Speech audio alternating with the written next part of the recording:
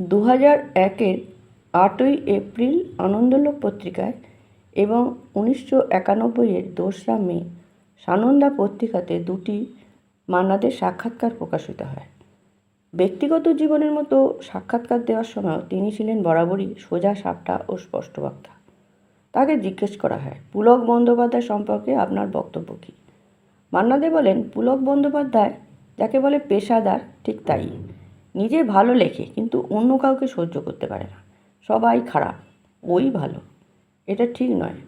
আর প্রচণ্ড প্রচার লোভী, নামের জন্য যা করে, এসব বেশি না লেখাই ভালো। আপনার বন্ধু রাজ সাহেব, বলরাজ সাহনি, গায়কদের মধ্যে রফি, আর আমি শ্রদ্ধা করি লতা মঙ্গেশকরকে। একসময় মনে হতো উনিও আমাকে শ্রদ্ধা করেন। পরে বুঝেছি ওটা ভুল, উনি শ্রদ্ধার ভান করেন। সেই থেকেই একটু দূরত্ব বেড়েছে।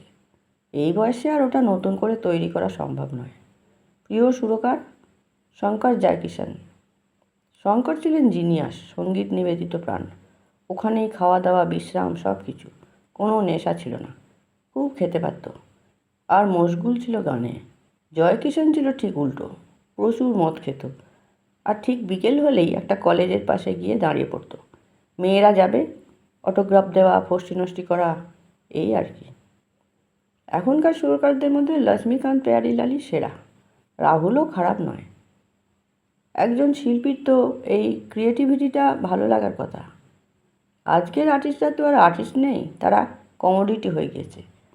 এটা আমি মুম্বাইতে গিয়ে দেখেছি। গান গাওয়ার কথা ছেড়েই দিলাম, রেকর্ডিং স্টুডিওতে 9টা থেকে বসে আছি, লক্ষ্মীকান্ত প্যায়ারিলাল 12টায় এলেন। আর আজকের মিউজিক ডিরেক্টররা, ওটা আবার কাজ নাকি? গানের সুর শুনে একজন গান লিখে দিল, অ্যারেঞ্জার কী করে সেটা সুরের মধ্যে বসিয়ে কেটে বাড়িয়ে 8 মিনিটের গান তৈরি করে দিল। শচীন দেববর্মন আর রাহুল দেববর্মনের গানগুলোর মধ্যে তফাৎটা কী পেয়েছেন? শচীনদার প্রতিভা ছিল সীমিত, কিন্তু পঞ্চমের প্রতিভা বহুমুখী। শচীনদার যে কোনো গান আমি শুনলেই বলে দিতে পারবো কোথা থেকে নেওয়া।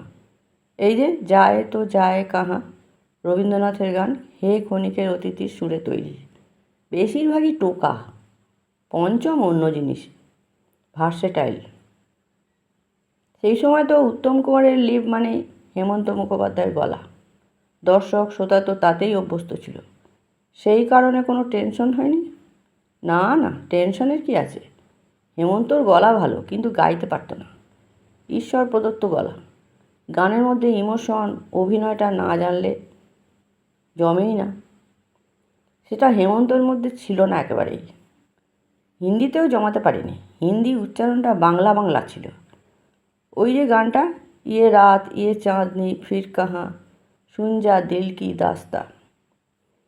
শচীনদা নিজের সুর ছাড়া বাইরের গান বেশি করতেন না, চলতো না, কেউ পছন্দ করতো না। আমার কি হয়েছে, আমি রাজ সাহেবের সঙ্গে গান করছি, বেশিরভাগ গানগুলো আমি গেয়ে দিয়েছি। হঠাৎ একটা ভালো গান মুকেশ গাইল, রাজ সাহেবের লিপে, দারুণ সিচুয়েশান।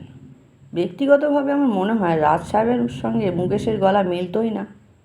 মুকেশের গলার আওয়াজটা ছিল রাউন্ডেড, রাজ সাহেবের গলার আওয়াজ ছিল ফাঁসা।